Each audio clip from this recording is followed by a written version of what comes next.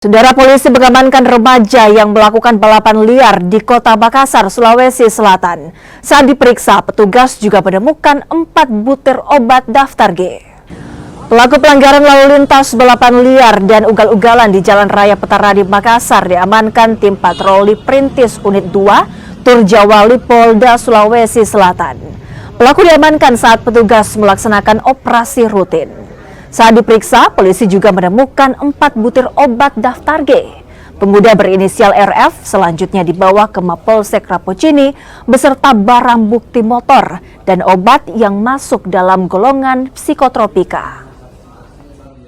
Patroli strong point di wilayah hukum Mapolsek Rapocini, Kota Makassar.